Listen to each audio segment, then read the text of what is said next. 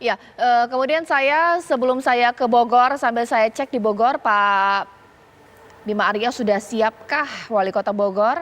Saya terlebih dahulu akan ke Bang Abalin. Bang Abalin, ada masukan dari Pak Diki Budiman bahwa tidak mengapa kalau mau PSBB, tapi yang paling penting itu adalah testing dan tracing.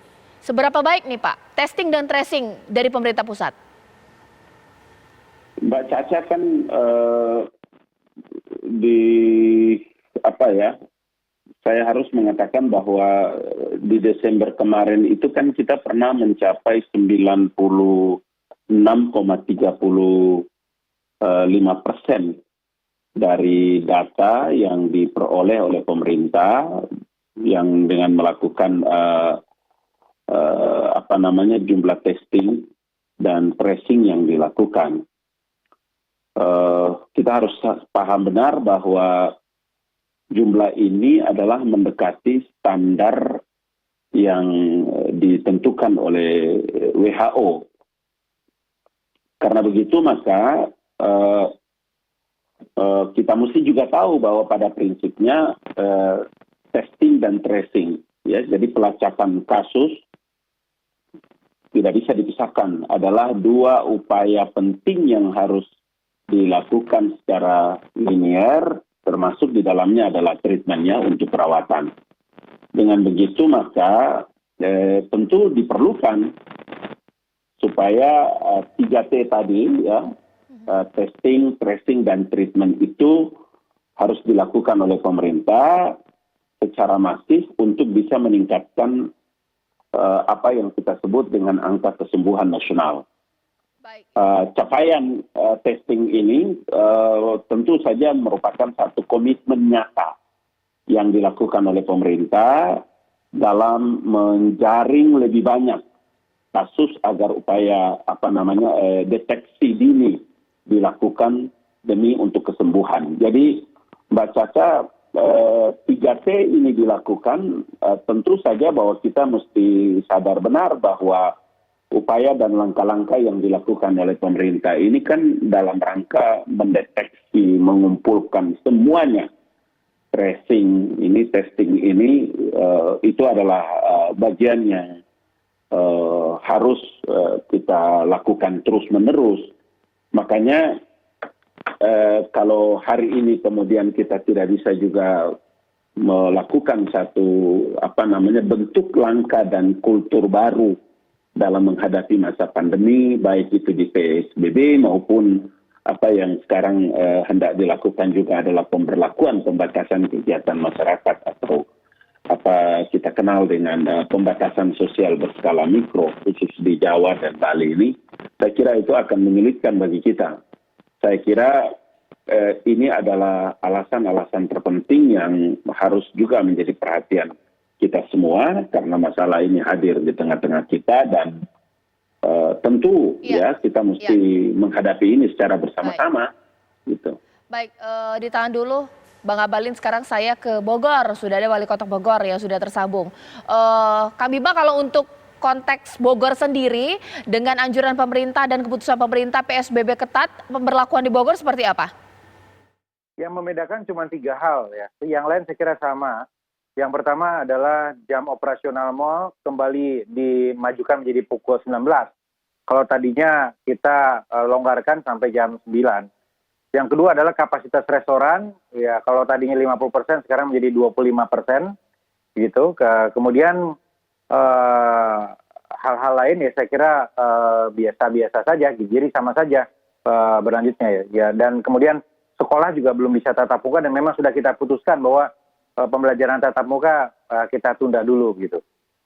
Baik, bagaimana suasana kebatinan lah masyarakat Bogor kalau saya katakan bahwa pastinya ini juga terjadi di wilayah lainnya, khususnya ketika dikatakan Jawa Bali akan diperketat.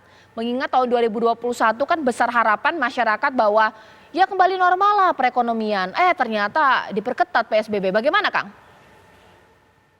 Ini penting karena memang masyarakat harus diberikan kembali shock terapi karena sekarang ini semuanya setelah setelah hampir 1 tahun ini masih saja warga harus selalu diingatkan padahal lonjakannya tinggi sekali. Jadi saya sepakat kalau pesan dikirimkan lagi kepada warga bahwa situasinya belum aman, bahwa sekarang ini sedang melonjak tinggi, bahwa rumah sakit ini hampir semuanya penuh sekarang.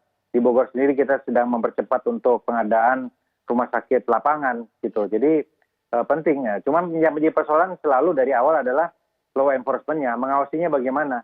Mengawasi restoran tidak melebihi 25% itu kan tidak mudah. Oke, kalau untuk vaksin bagaimana Kang? Untuk Bogor seperti apa? Kita sudah siapkan target penerimanya 10% dari usia produktif ya sekitar 60.000 dengan prioritas pada nakes. Kemudian logistiknya kita siapkan, vaskesnya kita siapkan di seluruh puskesmas di Kota Bogor. Sosialisasinya juga kita gencarkan dan kita akan mulai kick off tanggal 14 Januari dimulai oleh Pak Wakil Wali Kota. Untuk alokasian vaksin sudah berapa banyak ini dari Pemprov Jabar? Ya, Kota Bogor slotnya itu sekitar 10% dari usia produktif, jadi sekitar 60.000. Untuk tahap awal ini 60.000. Baik, kami terima kasih. Mungkin saya juga ke Dr. Yusuf di sini. Apakah masyarakat akan patuh gitu mengingat, aduh sudah jenuh lah masyarakat. Masa nggak mikirin kita mau apa ya? Ekonomi pulih lah di tahun ini, ternyata diperketat lagi, ini bagaimana? Iya, tadi seperti dari awal, dimanapun saya diwawancara di media, saya selalu mengingatkan, kesehatan itu awal kita keberhasilan untuk memutar ekonomi. Jadi kalau tanpa kesehatan, kita tidak bisa bikin apa-apa. Jadi masyarakat pun saya lihat dengan adanya peraturan yang baru ini menyadarkan kembali beberapa bulan yang lalu bahwa pandemi ini masih berlangsung dan infeksi itu makin banyak. Jadi mesti ingat, dan ICU kapasitas ICU hari ini aja tinggal 10% dari rumah sakit yang mempunyai ventilator. Itu mesti disadari. Dan saya lihat di grup WhatsApp ini banyak sekali mereka yang bertanya-tanya soal kesiapan rumah sakit. Artinya apa? Mereka mulai sadar bahwa mencari rumah sakit saat sekarang itu memang sulit. Baik. Itu yang harus diingat. Oke, Pak Diki Budiman, terakhir dari Bapak, kalau membaca dengan dua hal yang menjadi poin sentral di bulan Januari ini adalah PSBB diperketat, bahkan juga akan pemberian vaksin. Kira-kira kombinasi ini akan membuat efektif tidak penanggulangan vaksin dan masyarakat akan patuh tidak? Bagaimana Pak Diki? Kalau bicara vaksin sebetulnya perjalanannya panjang ya, jadi tidak bisa kita terlalu ya kita berharap ya, tapi harus realistis ya bahwa penyelesaian pandemi selama ini tidak dengan vaksin. Ya, jadi dan vaksin ini tentu kita perlukan terutama dalam efek proteksinya. Tapi kalau bicara herd immunity yang diperlukan dari vaksin itu adalah efikasi bagaimana dia mencegah transmisi. Nah ini belum ada datanya. Bahkan Pfizer, Moderna, Oxford pun belum ada datanya. Dan ini akan perlu waktu. Karena begini, kalau vaksin hanya berdampak proteksi saja, kemudian berdampak efikasi itu. Jadi efikasi itu ada 3 Mbak Sasa. Efikasi untuk proteksinya, bahwa dia divaksin tapi tidak akan terinfeksi, walaupun ada presentase kan. Kedua, progresinya. Progres bahwa dia divaksin, tapi dia tidak akan jatuh sakit parah, hanya misalnya gejala ringan atau malah tidak bergejala.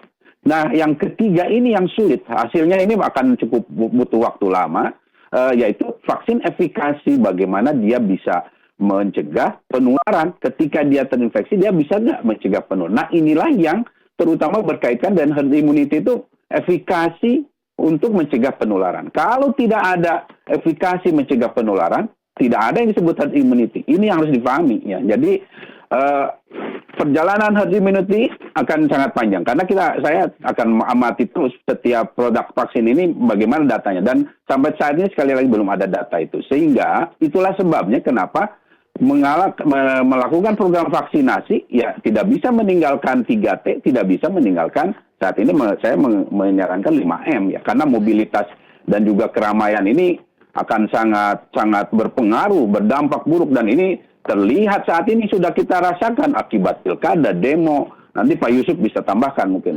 tentang bagaimana keramaian ini berpengaruh. Dan sekali lagi artinya dengan semangat baru ini 3 bulan pertama ini selalu saya ingatkan ini akan menentukan arah dan pola pandemi Indonesia.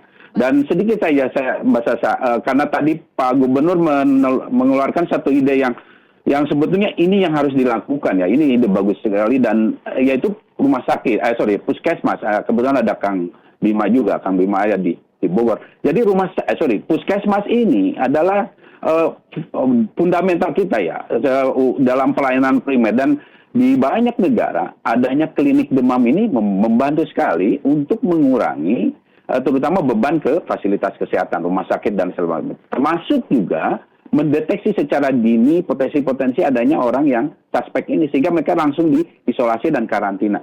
Jadi ini saya kira harus diperkuat supaya selama PSBB ini jangan merasa ini hanya pembatasan saja, tapi penguatan pada intervensi yang sebetulnya itu yang utama dari 3T, kemudian juga penguatan di fasilitas kesehatan primer ini tentu harus dilakukan. Begitu Mbak Sasa. Ya, terima kasih Pak Diki Budiman. Mohon maaf waktunya sudah habis di sini. Pak Yusuf terima kasih, Kang Bima terima kasih, Bang Abalin terima kasih. Kita harapkan bahwa dengan kebijakan dilakukan pemerintah, masyarakat patuh agar pemerintah bisa mengatasi pandemi ini, bahkan juga akan mendistribusikan vaksin nanti di pertengahan Januari. Terima kasih Bapak-Bapak. Dan sesaat lagi pemirsa, saya akan kembali dengan informasi mengenai masa Trump yang menyerang dan menyerbu masuk ke gedung Capitol Amerika Serikat usai jeda berikut.